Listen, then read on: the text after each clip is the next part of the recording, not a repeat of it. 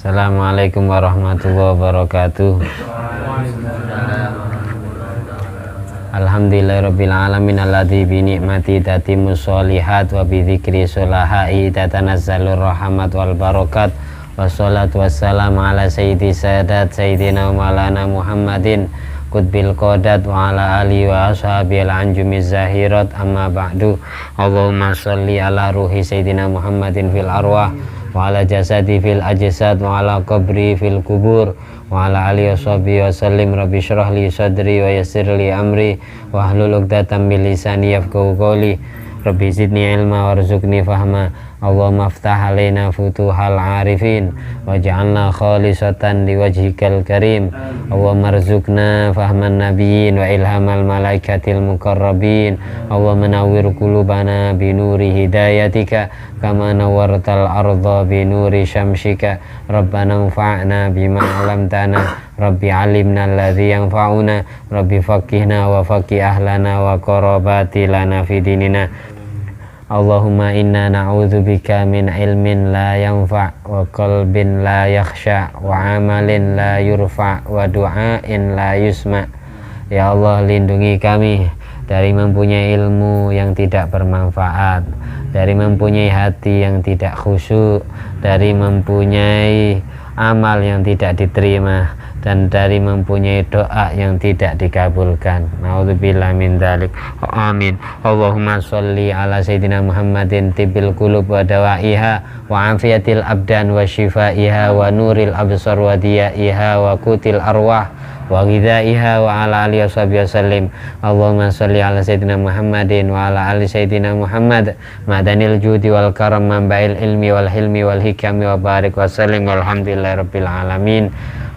Alhamdulillah, dalam kesempatan kali ini kita ditakdir bisa bersua kembali dalam rangka membaca kitab yang insya Allah kitab yang akan kita baca adalah Wasiatul Mustafa li Sayyidina Ali bin Abi Thalib, pesan-pesannya Kanjeng Nabi Muhammad SAW kepada Sayyidina Ali bin Abi Thalib. Mudah-mudahan ilmu yang akan kita baca ini menjadi ilmu yang bermanfaat fid din wa dunya wal akhirah, berguna untuk diri kita sendiri dan berguna untuk orang lain, masyarakat yang hidup di sekitar kita.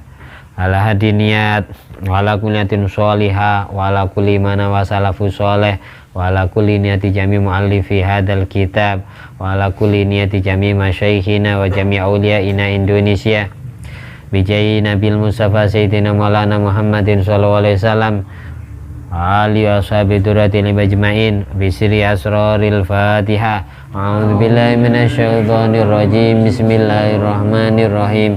Alhamdulillahirabbil alamin arrahmanir rahim maliki yaumiddin. Iyyaka na'budu wa iyyaka nasta'in. Ihdinas siratal mustaqim. Siratal ladzina an'amta 'alaihim ghairil maghdubi 'alaihim waladdallin. Amin. Bismillahirrahmanirrahim. Wa idza baka indalem nalikane nangis al yatimu sapa anak yatim ihtazza maka gonjang-ganjing al arsyu apa aras. Fayuqalu maka den ucapaken apa ucapan ya Jibril he malaikat Jibril. Wasi jembaraken sira annara ing neraka liman kaduwe wong abeka kang nangisaken sapa manhu ing yatim. Wa wasi lan jembaraken sira Jibril al jannata ing surga liman maring wong adhaka kang guyuaken sapa manhu ing yatim.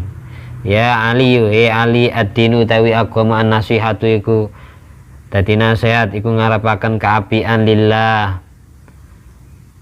krana Allah wali rasulihi lan krana utusane Allah walil mukminina lan krana pira-pira wong beriman. Ya Ali he Ali sab'atun utai wong pitu min ummati kang tetep saking umat ingsun fil jannati iku tetep ing dalem surga. Nyatane siji sabun wong enom taibun kang tobat. Nomor loro aman lan wong tasedako kan gawe sedekah sapa man sirron ing dalem tingkah samar.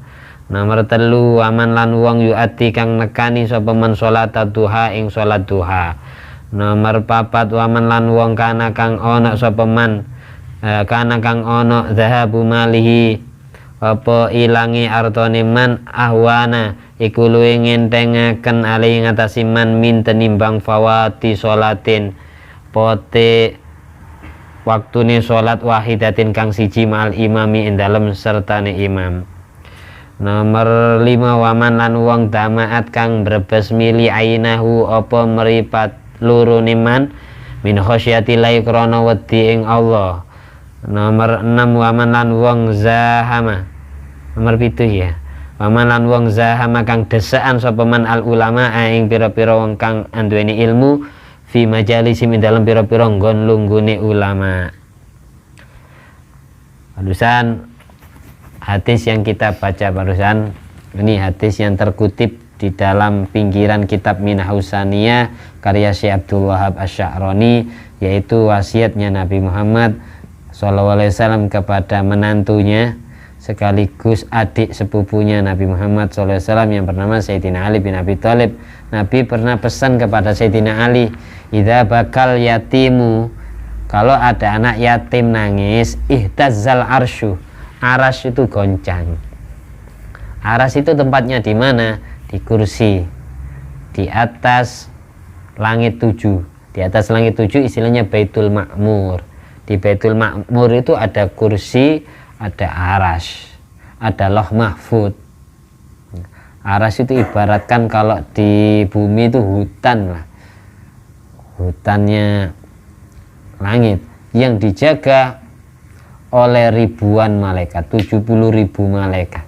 Aras itu malaikat yang biasanya bertugas mendoakan makhluk-makhluk Allah yang ada di bumi. Jadi kalau ada anak yatim nangis, aras goncang. Karena apa kok goncang? Malaikat, ribuan malaikat penjaga aras marah ketika anak yatim ditangiskan. Makanya ketika aras sudah goncang, dikatakan kepada malaikat Jibril, ya Jibril, wasi'in nar liman abka wa wasi'il jannah liman adhaka. Perluaslah neraka untuk orang yang membuat nangis anak yatim, yang meneteskan air mata anak yatim. Perluaslah surga untuk orang yang membahagiakan anak yatim, yang membuat hatinya anak yatim tersenyum. Ini melambangkan, hadis ini melambangkan dari saking sayangnya Nabi Muhammad SAW kepada anak yatim. Karena apa? Karena Nabi Muhammad SAW sendiri yatim. Nabi Muhammad SAW sendiri yatim. Nabi ditinggal mati ayahandanya Sayyid Abdullah bin Abdul Muttalib, sebagaimana di dalam tafsiran surat Wadduha. Wadduha wal laili idza sajama wadda'aka rabbuka wa ma qala walal akhiratu khairul laka minal ula wala sawfa yu'tika rabbuka fatarda alam yajidka yatiman fa'awa. Alam yajidka, apakah Tuhanmu Allah tidak menemukanmu yatiman, dalam keadaan yatim, fa'awa, lalu hak anak asuhnya, lalu hak asuh Nabi Muhammad SAW pindah. Setelah ditinggal mati bapaknya, pindah ke ibu. Setelah ditinggal mati ibunya, pindah ke kakek. Setelah ditinggal mati kakeknya, pindah ke paman, yaitu Abu Thalib, ayahanda Sayyidina Ali bin Abi Thalib. Nabi sendiri yatim, sudah ditinggal wafat ayahandanya sebelum lahir. Lahir kurang 2 bulan, Nabi Muhammad SAW lahir kurang 2 bulan, Sayyid Abdullah bin Abdul Muttalib meninggal dunia. Ada ulama berpendapat lahir sesudah dapat 2 bulan, usia kandungan masih 2 bulan, masih bayi. Usia kandungan masih usia bayi lahir masih 2 bulan, baru ayahnya meninggal dunia. Yatim. Di usia 6 tahun ibunya meninggal dunia. Yatim piatu. Yatim piatu. Yatim itu apa? Man mata abuh, anak yang ditinggal mati bapaknya, itu yatim. Kalau mungkote atau piatu, piatu itu apa? Man mata ummuh, anak yang ditinggal mati ibunya. Jadi anak yang ditinggal mati ibunya bukan yatim, tapi istilahnya mungkote, atau istilah bahasa Indonesianya piatu. Jadi piatu itu anak yang ditinggal mati ibunya. Bahasa Arabnya mungkotiun, terputus dari ibunya. man mata ummu. Kalau yatim adalah man mata abu, anak yang ditinggal mati bapaknya. Wa yastamiru yatimuhu ilal bulu, dan sifat atau status keyatimannya terus menerus sampai kapan? Sampai menginjak usia akil balik, usia pubertas, usia remaja, yaitu usia balik, usia dimana anak sudah keluar sperma, usia dimana anak usianya 15 tahun sempurna, usia dimana anak keluar darah haid, itu namanya usia akil balik.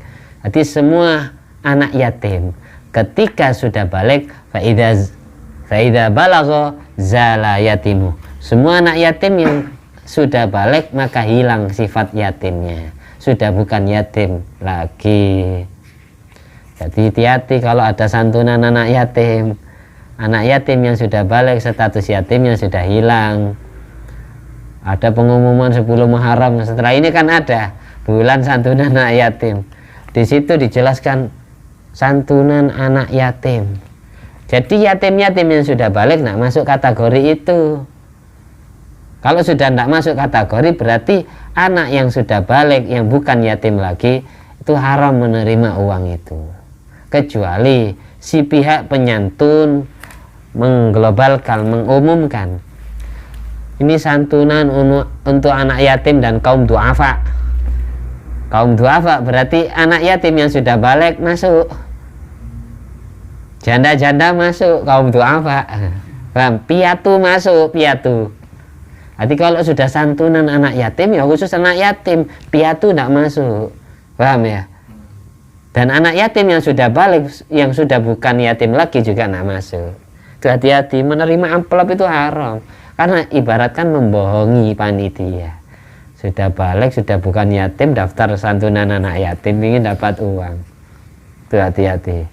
Hati yatim adalah, saya ulangi lagi, man mata abu, anak yang ditinggal mati bapaknya. Wa yastamiru yatimu ilal bulu, dan sifat keyatimannya terus sampai dia menginjak usia balik. Fa idza balagha zala yatimu, kalau sudah balik hilang sifat yatimnya. Orang balik itu ada yang sebab haid, ada yang sebab junub mimpi basah. Ini pernah mimpi basah? Oh sering.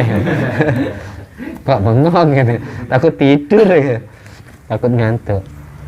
Atau sudah usia 15 tahun sempurna, belum haid, belum menstruasi ya, belum junub, tapi usianya 15 tahun sempurna. Itu namanya balik bisini, balik sebab usia. Ada balik sebab haid, ada balik sebab ihtilam mimpi basah. Di balik itu modelnya ada 3. Ada balik sebab usia, ada balik sebab mimpi basah, ada balik sebab haid. Kalau sudah haid meskipun belum usia 15 tahun tetap balik. Kalau sudah pernah junub mimpi basah, meskipun usianya masih 9 tahun, maka dia sudah dikatakan anak yang balik. Paham ya? Maka tanyain dulu kalau ngadain santunan anak yatim, kamu sudah junub apa belum? Kamu sekarang usia berapa? Gitu. Tanyakan dengan jelas. Terus yang meninggal siapanya kamu? Bapak kamu apa ibunya? Kalau kita hanya mengkhususkan anak yatim, jadi yang membikin goncangnya aras itu anak yatim, bukan anak piatu. Gitu ya. Yatim-yatimnya murni yatimnya, bukan yang sudah balik. Kalau yang sudah balik namanya jatim Jawa Timur, bukan yatim. Jelas ya. Kalau yatim piatu istilah bahasa Arabnya apa? Kalau yatim piatu istilahnya latim. Man mata abu wa ummu, anak yang ditinggal mati bapak ibunya itu namanya yatim piatu.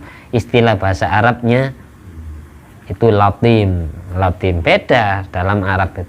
Yatim bapaknya, kalau mengkote ibunya, kalau latim bapak ibunya atau yatim piatu. Kalau yatim piatu yang daftar gimana? Ya boleh. Kalau sudah yatim piatu otomatis masuk ke yatim. Setiap yatim belum tentu yatim piatu. Setiap yatim piatu pasti yatimnya.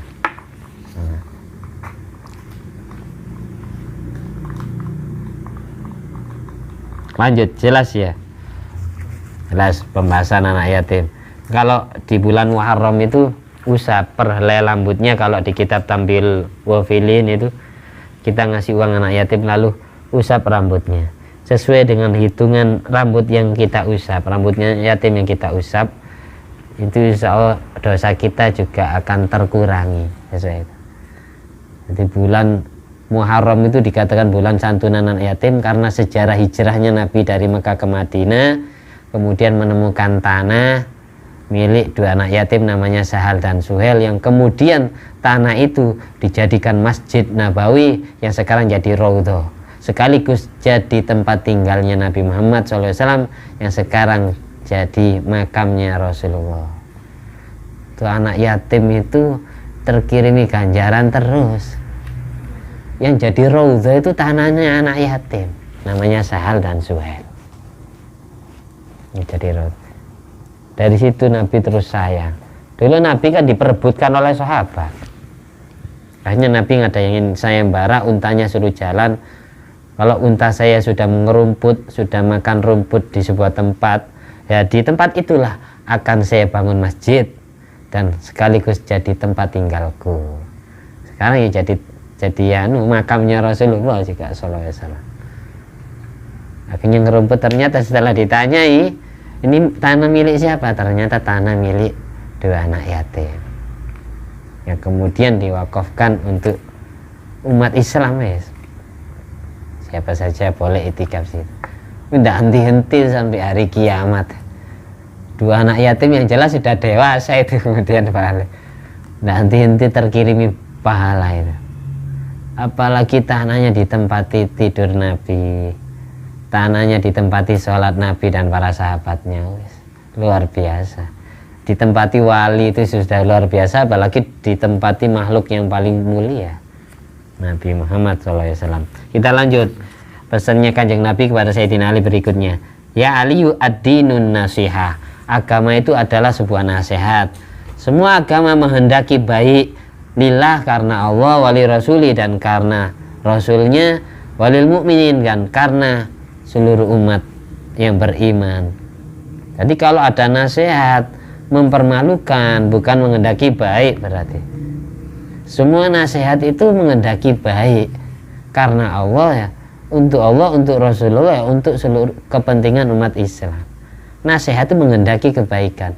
Kalau ada nasihat yang di situ ada istilah mempermalukan, harga diri, atau ada istilah caci maki dengan bahasanya yang kotor, yang kasar, sehingga orang yang dinasihati malah tersinggung dan sakit hati, itu malah bukan nasihat namanya. Itu namanya kebatilan. Qulil haqqo walau kana murran, katakanlah yang hak, yang benar meskipun pahit, maksudnya yang tidak sampai menyakiti hati, yang tidak ada provokasi dan tidak ada istilahnya gunjingan, singgungan, sindiran sehingga menyinggung perasaan orang lain. Kalau sudah ada itu semua, itu namanya kebatilan. Katakanlah kebatilan meskipun benar. Di nasihat semuanya menghendaki baik. Jadi nasihati orang itu 4 mata. Katanya Imam Syafi'i, ya jangan di halayak rame, tapi di tempat yang sepi, obrolan pribadi 4 mata. Kita minta maaf mas, minta maaf ya, kemarin sampai melakukan hal ini, maaf sebelumnya, saya bukannya lancang, saya bukannya kurang ajar, saya cuma mengingatkan saja. Semisal Anda mau saya ingatkan, ya alhamdulillah, kalau Anda mau tidak apa-apa. Itu insya Allah dengan cara yang sopan, dengan tutur kata yang baik, insya Allah orang yang kita nasihati, orang yang kita tegur nerima. Itu namanya an-nasihah, ad-dinun nasihah. Agama itu nasihat, agama itu menghendaki baik. Kalau menghendaki jelek, akhirnya berantem, cekcok, poro padu istilahnya, saling musuhan, saling berantem, jotos-jotosan, bukan nasihat itu. Apalagi sesama orang Islamnya. Innamal mu'minuna ikhwatun, semua orang yang beriman itu bersaudara. Fa aslihu baina akhwaikum, damaikan, rukunkan saudaramu yang berantem, yang lagi cekcok, yang lagi tidak akur, yang lagi tidak nyapa. Ajaran yang benar menurut Islam itu islah. Kalau ada temannya berantem tidak nyapa, kita tugasnya mengakurkan. Makanya al-kadhib li islahi dzatil bain boleh. Malah dalam kondisi kayak pembunuhan ya malah wajib bohong. Bohong untuk mendamaikan dua orang yang lagi cekcok itu malah wajib.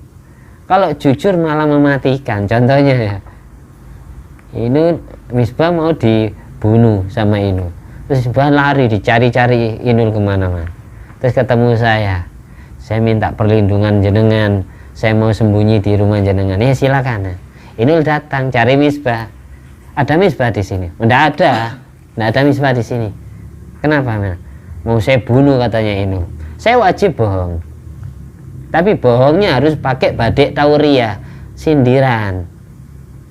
Misbah kan ada di kamar, saya duduk di sini. Lalu Inul tanya, ada Misbah di sini? Tidak ada di sini Misbah. Kalau di kamar ya ada dalam hatinya. Itu namanya sindiran. Harus pakai gitu. Tidak setiap bohong dosa, ada yang bohong dapat pahala, contohnya itu. Sebab kalau saya jujur, akhirnya Misbah dibunuh oleh Inul. Kalau sudah Inul membunuh Misbah, otomatis Inul dosa. Dan gara-gara sayalah Inul berdosa, jadi aku juga berdosa. Ta'awanu alal birri wa taqwa wala ta'awanu alal ismi wal udwan. Saling tolong menolonglah dalam urusan kebaikan dan ketakwaan. Jangan saling tolong menolong dalam urusan dolim, nganiaya, dan berbuat dosa. Saya berarti kan menolong Inul agar maksiat, melakukan pembunuhan. Dengan jujur saya, dengan jujurku, menjadi faktor penyebab terbunuhnya Misbah. Jadi meskipun saya bukan pengeksekutor, bukan pelakunya ya, tapi tetap saya dapat dosa membunuh, sama kayak yang dilakukan oleh si Inul. Paham ya? Ya Aliyu, sab'atun min ummati fil jannah. Wahai Ali, ada 7 manusia, ada 7 orang dari umatku yang kelak tempatnya di surga. Yang pertama adalah syabun taibun. Kalau ada pemuda sudah bertobat, yang asalnya dia ahli maksiat kemudian bertobat. Nabi itu senang kalau ada kaula muda itu semangat ibadah, semangat menghadiri majelis zikir, majelis sholawat, majelis ziarah, majelis ilmu. Kanjeng Nabi senang daripada melihat orang-orang tua, karena orang tua itu yang cakang atau yang rajin ibadah, softnya terdepan, yang rajin cari ilmu, karena mereka merasa dirinya mau mati. Kalau anak muda sudah semangat mulai sejak dini, itu Nabi sangat cinta. Apalagi orang yang menjadi faktor penyebab terkumpulnya kaula muda itu, dia akan sangat dicintai Kanjeng Nabi. Jadi seringlah mengajak kebaikan, kayak jenengan ini ngajak temannya ikut ngaji. Itu gara-gara sampai anak-anak ini dapat ilmu, sampai dapat pahala. Meskipun sampai tidak ngamalkan, tapi temannya yang diajak ini ngamalkan. Ada kayak gitu. Itu dari saking sayangnya Allah kepada umat Nabi Muhammad SAW, cari pahala itu gampang. Itu pemuda. Bahasa pemuda berarti ya sudah balik, usianya 15 tahun ke atas sampai 30 itu pemuda. Kalau orang tua itu usianya berapa? Usia suyukho itu usia 40. Jadi manusia sebelum lahir itu istilahnya janin. Ketika sudah lahir istilahnya sobi, tiflun, sogirun. Ketika usianya sudah 15 tahun atau sudah balik, sudah junub, sudah haid, istilahnya sabun, sabatun, pemuda, pemudi, remaja, remaji. Ketika sudah balik, ketika usianya sudah 30 tahun kuhula, usia dewasa. Ketika usianya sudah 40 tahun, itu usia suyukho, usia tua renta, usia lanjut. Umur 40 ke atas usia lanjut. Jadi kalau sudah bahasanya kaula muda, itu berarti usia di bawah 40. Termasuk jenengan, termasuk kaula muda. Meskipun sudah punya anak misalnya, itu termasuk kaula muda karena belum usia suyukho, intinya gitu. Ini pun suyukho kan? Sudah suyukho, sudah usia 40. Tuh. 40 pas. Oh, berarti sudah usia lanjut. Waktunya ngitung-ngitung gitu. Kalau sama kayak Nabi Muhammad SAW, itu kan usianya 63. Orang usianya Kanjeng Nabi itu umatnya itu bainas sittin wa sab'in. Umumnya umatnya Kanjeng Nabi itu antaranya 60 sampai 70. Jarang lebih dari 70, itu jarang. 80, 90 jarang. 1001. Kalau 40 itu ya usia dewasa, usia paling sempurna. Semua para nabi itu dilantik di usia 40. Kullu nabiyyin yub'atsu fi ra'sil arba'in. Semua nabinya Allah dilantik di usia 40 tahun. Kecuali Nabi Isa Al-Masih masih usia 30, usia dewasa, usia remaja ya. Beliau sudah dilantik menjadi rasul.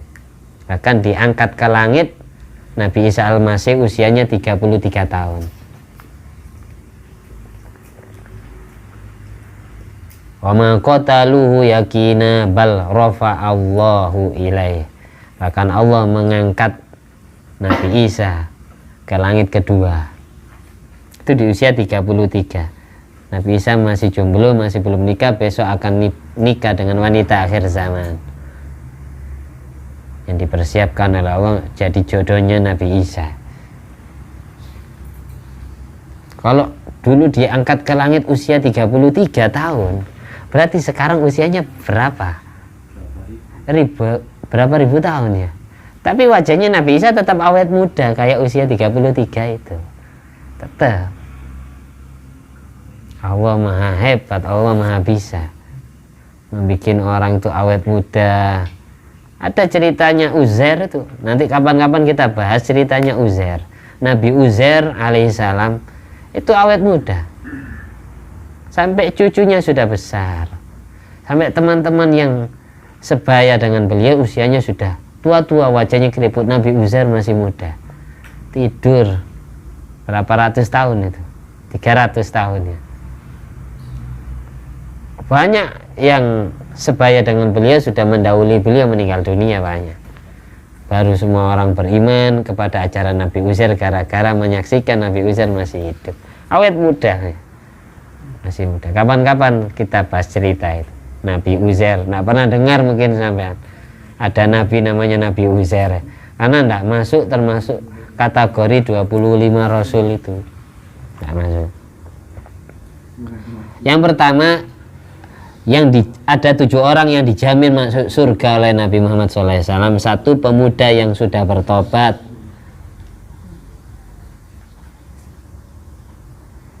Di al-ajla minasyaiton, terburu-buru termasuk perbuatan setan. Illa khamsah, kecuali 5 hal. 1, ikra'ud dhaif, menyajikan hidangan untuk tamu. Itu sunat kesusu, sunat terburu-buru. Nomor 2, qadha'ud dain, bayar hutang. Itu sunat terburu-buru.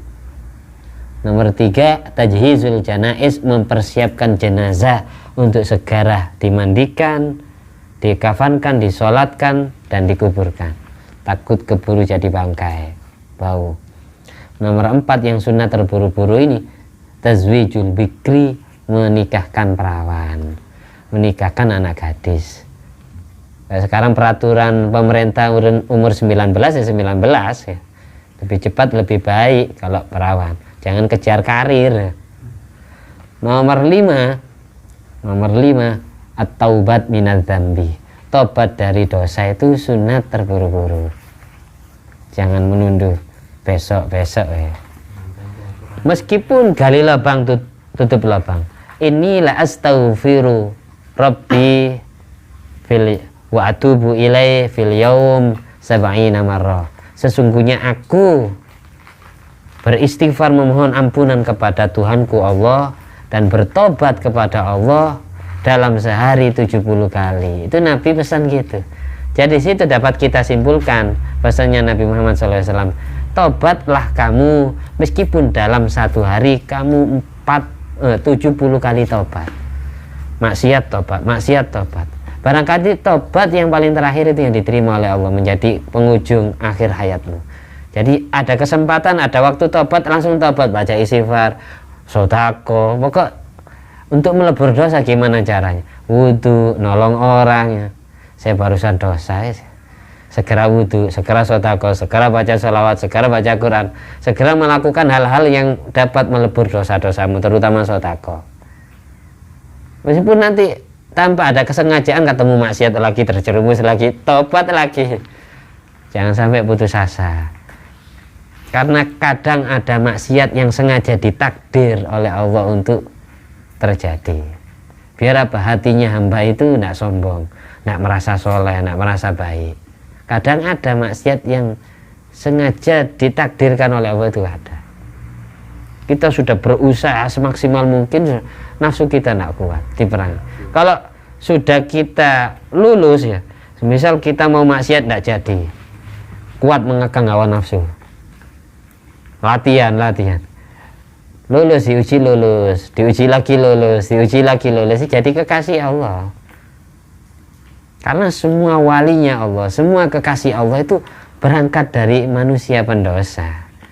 Tidak ada wali yang tidak pernah dosa. Semua kekasih Allah, semua wali Allah itu pernah dosa. Yang tidak pernah dosa sama sekali itu siapa? Para nabi. Oleh karena itu istilahnya beda. Kalau nabi maksum, terjaga dari berbuat dosa, jadi tidak mungkin dosa sama sekali. Ketika mereka melakukan pelanggaran maksiatnya, tidak dianggap dosa oleh Allah. Ya, Nabi Adam makan buah huldi, itu maksiatu Adam laisa kal maksiyah. Maksiatnya Nabi Adam tidak sama seperti maksiatnya manusia secara umumnya, karena dia nabi, maksum dari dosa. Kalau kita katakan Nabi Adam bermaksiat, benar. Tapi kalau kita katakan Nabi Adam dosa, salah. Semua nabi tidak ada yang pernah berdosa kepada Allah. Kalau semua nabi pernah bersalah, ya benar. Nabi Muhammad SAW aja pernah salah, tapi salahnya para nabi itu hasil skenario yang diatur oleh Allah, biar menjadi teguran, akhirnya jadi wahyu. Ada nabi ini salah, ditegur sama Allah, akhirnya jadi syariat untuk umatnya. Kalau tidak salah sama sekali, akhirnya tidak jadi syariat, tidak jadi peringatan. Jadi semua perbuatan Nabi itu sirrun min asroril uluhiyah, termasuk rahasia ilahi Allah yang ngatur. Beda dengan para wali. Kalau para wali istilahnya mahfud. Mahfud itu apa? Yakunu minhu zambun, dapat dimungkinkan kekasih Allah itu pernah dosa. Walam yakun fihi isror, tapi dosanya tidak tekun. Bal yatub, diberi kesempatan bertobat oleh Allah. Kalau para kekasih Allah istilahnya mahfud, dijaga tetap oleh Allah, tapi remnya tidak secakram remnya para nabi. Kalau para nabi maksum, sudah wis asli direm, tidak pernah dosa. Tapi kalau para wali itu mahfud, dia direm oleh Allah tapi tidak cakram. Kalau ada kekasih Allah yang bersalah, yang berdosa, itu pasti ditegur oleh Allah hatinya. Hatinya tiba-tiba diingatkan tentang ilmu ini, tentang dosanya, kemudian dia ingat istighfar, nangis. Itu kalau kekasih Allah tetap dijaga, tapi cara jaganya tidak sama kayak Allah jaga para nabi. Paham ya? Jadi jangan putus asa. Kita yang ahli berbuat dosa ini jangan sampai pesimis. Semua wali itu pernah dosa, pernah berdosa kepada Allah. Jadi tidak ada orang suci. Meskipun saya yang ngomong ini ya, itu sering dosa sering. Karena yang dilihat HP pasti kelihatan wanita. Jalan di luar pasti kelihatan wanita ya. Kayak gitu. Tidak kuat nafsu ya syahwat ya dosa, harus diakui itu. Tidak boleh kita sok suci, tidak boleh. Jadi kalau merasa bersalah ya segera wudu biar luntur dosa matanya. Kayak gitu. Kita lanjut, kita paskan titik. Yang kedua, orang yang di antara 7 orang dari umatnya Nabi Muhammad yang dijamin surga, waman tasaddaqa sirron, orang yang ahli sedekah siri. Ngerti sedekah siri? Ketika tangan, peribahasanya gini, ketika tangan berbuat baik, tangan kiri tidak tahu. Ketika kita melakukan kebaikan, orang lain tidak ada yang tahu. Bahkan orang yang disodakoi tidak merasa disodakoi oleh kita. Itu namanya sedekah siri. Saya misal sedekah ke mas ini Nah, saya masukkan uang ke kantongnya, dia tidak tahu kalau kantongnya dimasukin uang oleh saya. Namanya sedekah siri. Nah, harus ke orang lain, ke istrinya sendiri bisa, ke anaknya sendiri bisa. Tidak belak-belakan ngasihnya. Itu namanya sedekah siri. Dulu banyak ceritanya para wali Allah itu naruh makanan, naruh sembako, bimoli, minyak, ya, beras, uang receh ditaruh di depan pintu rumah masyarakat. Orangnya setelah buka pintu pagi-pagi ada sembako, ada uang receh di depan pintu. Nah, ketemu siapa yang sedekah ini? Kayak gitu. Ada yang kayak gitu. Sedekah siri. Tapi susah sedekah siri. Karena apa? Orang yang ahli sedekah siri dialah orang yang paling ikhlas. Karena semua orang yang melakukan sedekah siri yang jelas dia selamat dari riya, selamat dari pamer, caper, ingin diperhatikan orang, ingin dipuji orang. Pasti selamatnya. Karena dia hanya mengharap pujian Allah, nah, mengharap pujian dari manusia. Nah, riya sama sekali orang yang sedekah siri. Paling ikhlas orang sedekah siri.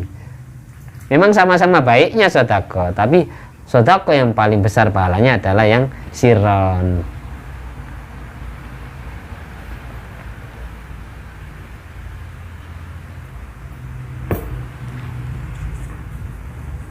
In tubduha au tukhfuha fa ni'mahi al-ayah. Meskipun engkau terangkan sedekah itu, belak-belakan sedekah itu, atau sembunyi-sembunyi sedekahmu, fa ni'mahi, tetap sedekah itu adalah perbuatan yang baik. Karena dengan kamu sedekah, luntur dosamu, dapat tertangkis balak-balak yang akan menderitamu, akan menimpamu, tertangkis semua. Apalagi sedekah itu yang baik itu sedekah pagi-pagi betul. Sebagaimana di awal Minah Husaniyah ini, bakir bis sedekah fa innal bala yanzil qablal bukur. Berpagi-pagilah kalau sedekah, meskipun hanya satu butir kurma, satu butir permen misalnya. Kita sedekahkan ke orang pagi-pagi sebelum terbitnya matahari. Itu dapat menangkis balaknya Allah yang turun sebelum subuh. Jadi Allah kalau nurunkan penyakit, Allah kalau nurunkan virus, wabah, musibah, itu Allah turunkan waktu malam sebelum subuh. Ketika datang waktu subuh, baru di situ akan menimpa orang-orang yang dituju. Makanya kita sunat berpagi-pagi betul kalau sedekah. Barangkali kita diantara orang yang tertimpa bala itu akhirnya tidak jadi, tertangkis gara-gara kita sedekah di waktu pagi. Meskipun hanya satu butir nasi, ini bakal sih di sedekah ini satu butir nasi. Nggak niat sedekah ini. Itu keroyokan wis, beli nasi 3 bungkus lalu dimakan bareng-bareng 5 orang, itu termasuk. Pagi-pagi kan banyak orang jualan nasi.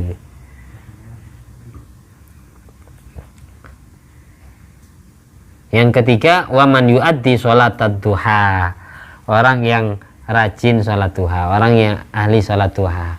Itu ya, orang yang ahli sholat duha itu dapat melebur dosanya yang akan datang dan yang sudah lalu. Itu fadilahnya sholat duha. Kalau di kitabnya itu Zen, dapat melebur dosa yang lalu dan dosa yang akan datang.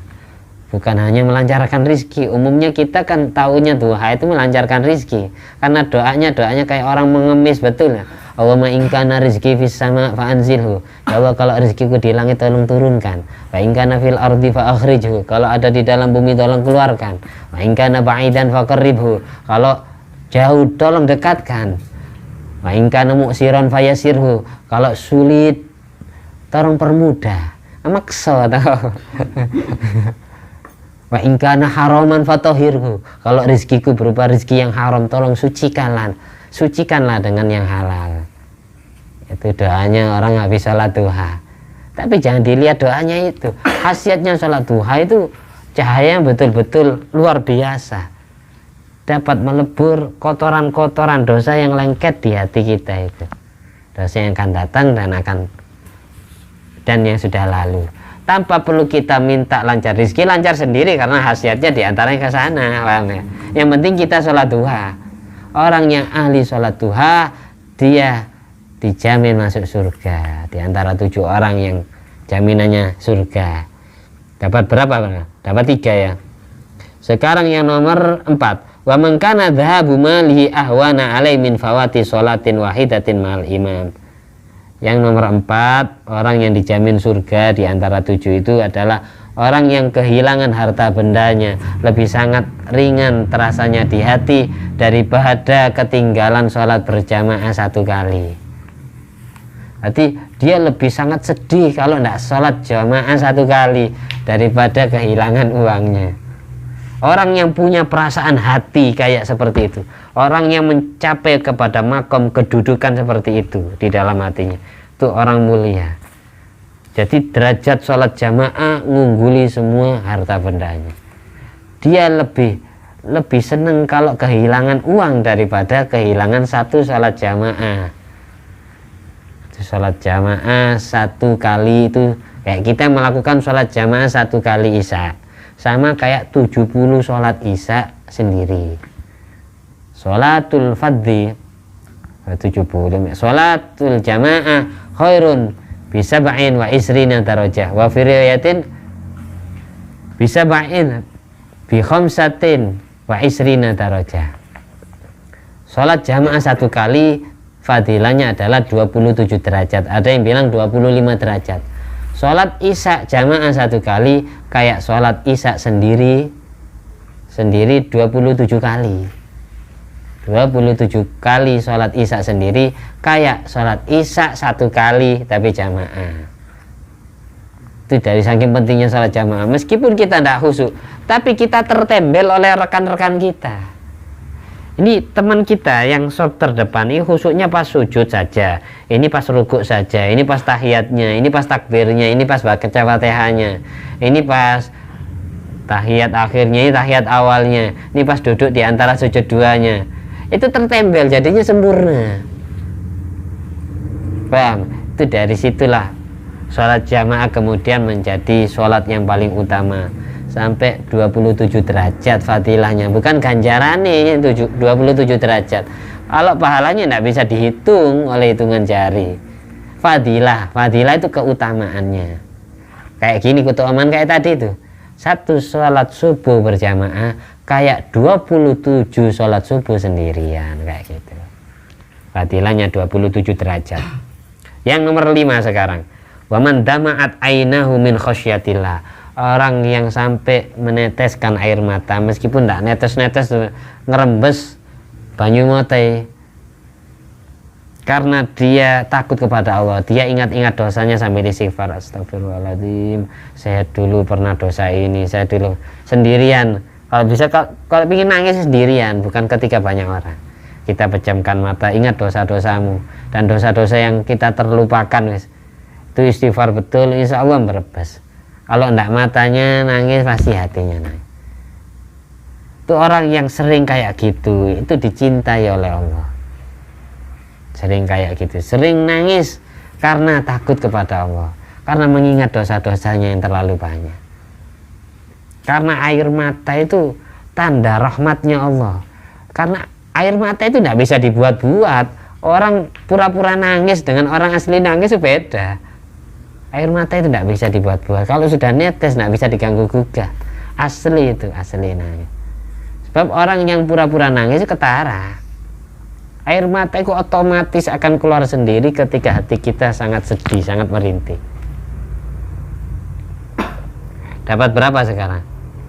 5, 6 ya. Itu tadi ada 7 ya.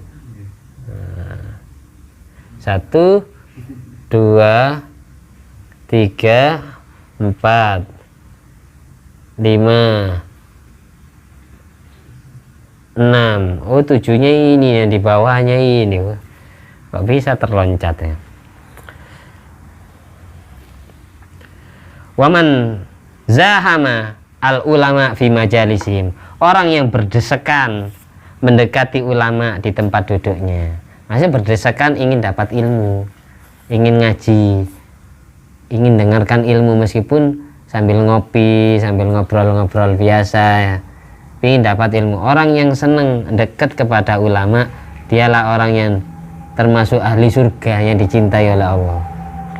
Karena sejelek-jeleknya orang yang pernah ngaji, sejelek-jeleknya manusia, yang sejahat-jahatnya manusia, itu sebejat-bejatnya manusia yang pernah mendengarkan ilmu, dia akan tetap sadar perbuatannya salah. Beda dengan orang yang tidak pernah dengar ilmu sama sekali. Kalau sudah dia melakukan perbuatan maksiat, belum ngeremnya, sudah tidak bisa direm. Hampir 1 jam. Oh, iya. Yang terakhir, yang ke-7. Ini kayaknya ditunda ini hatamnya. Tidak sampai anu. Yang terakhir, ya Ali, he Ali man utai sapan wong arsata lamun nuduhaken sapa man alakma ing wong buta biyadi kelawan tangane man al yusra kang kiwa jaa maka teka yaminhu jaa ale teka yaminhu apa tangan tengene akma fi yaminika in dalam tangan tengene siro. Ini maksudnya gini, yang ke-7 termasuk penghuni surga adalah orang yang bersedia menuntun orang buta dengan pakai tangan kirinya. Dia datang, tangan kanannya ada di tangan kanannya si buta ada di tangan kanan dia. Jadi gini, orang nuntun orang buta, tangan kanannya orang buta ini dipegang pakai tangan kita, lalu kita tunjukkan jalan pakai tangan kiri kita. Orang yang menuntun orang buta kayak gini, itu 1 langkahnya dapat melebur dosa-dosa yang akan datang dan sudah lalu. Nuntun orang buta jalan. Orang yang menunjukkan jalan kepada orang buta dengan memegang tangan kanannya orang buta pakai tangan kanan kita, lalu tangan kiri kita merangkul menunjukkan jalan yang tepat. Itu 1 langkahnya melebur dosa-dosa kita yang sudah lalu dan yang akan datang. Kita termasuk orang yang dicintai Allah, yang dijamin masuk surga. Mudah-mudahan kita semua diberi jalan mudah oleh Allah untuk dijadikan semua orang-orang yang terbaik sebagaimana yang diceritakan oleh Nabi Muhammad SAW tadi. Bukan hanya kita, keluarga kita, anak istri kita, kerabat kita, semua tetangga kita, semua teman-teman kita, semua orang-orang yang dekat dan kenal dengan kita ditakdir menjadi pengikutnya Nabi Muhammad SAW, orang yang cinta menjalankan sunnahnya Nabi Muhammad SAW, orang yang senang memperjuangkan ilmunya Allah yang dibawa oleh Nabi Muhammad SAW, yang menjadi faktor penyebab banyaknya umat Nabi Muhammad SAW menjadi punya ilmu yang bermanfaat dunia sampai akhirat. Ala diniyat wala kunyatin sholihah wa ala kulli man wasalafus sholih bijai nabil mustafa sayyidina maulana Muhammadin sallallahu alaihi wasallam. Amin. Bisiri asraril Fatihah. A'udzubillahi minasyaitonir rajim. Bismillahirrahmanirrahim. Alhamdulillahirabbil alamin arrahmanir rahim maliki yaumiddin. Iyyaka na'budu wa iyyaka nasta'in. Ihdinas siratal mustaqim. Siratal ladzina an'amta 'alaihim ghairil maghdubi 'alaihim waladdallin.